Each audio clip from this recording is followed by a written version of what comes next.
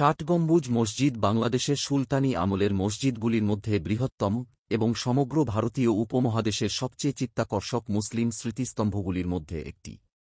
এটি খান আল-আজম উলুগ খান জাহানের নামে স্থাপিত, যিনি দক্ষিণ বাংলার বৃহত্তর অংশ জয় করেছিলেন এবং শাসক সুলতান নাসিরুদ্দিন মাহমুদ শাহের 1435-59 সম্মানে এই অঞ্চলের নামকরণ করেছিলেন খলিফাতাবাদ।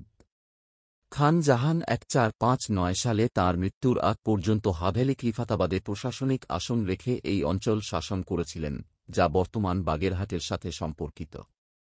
সময়ের সাথে সাথে এত সুন্দর একটি ভবনটি অত্যন্ত ক্ষয়িষ্ণু অবস্থায় পরিণত হয়।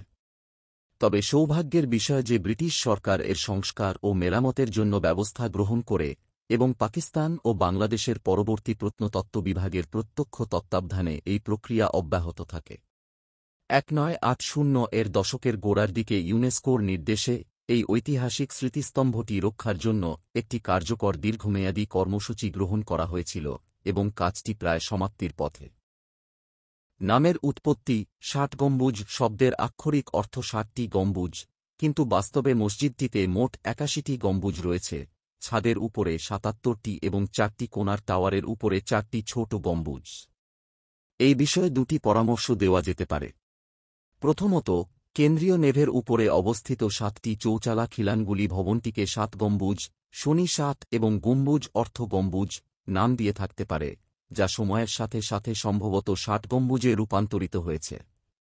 দ্বিতীয়ত, উপরের বিশাল গম্বুজযুক্ত ছাদকে সমর্থনকারী 60টি স্তম্ভগুলিও মূলত মসজিদটিকে শত খুম্বাজ, শত অর্থ 60 এবং খুম্বাজ অর্থ স্তম্ভ নাম দিয়ে থাকতে পারে। এটি অসম্ভাব্য নয় যে খুম্বাজ শব্দটি পরবর্তীকালে গুম্বাজে রূপান্তরিত হয়ে ভবনটিকে শতগম্বুজ এর জনপ্রিয় নাম দিয়েছে। দুটি পরামর্শের মধ্যে দ্বিতীয়টি সম্ভবত বেশি সম্ভাব্য বলে মনে হয়।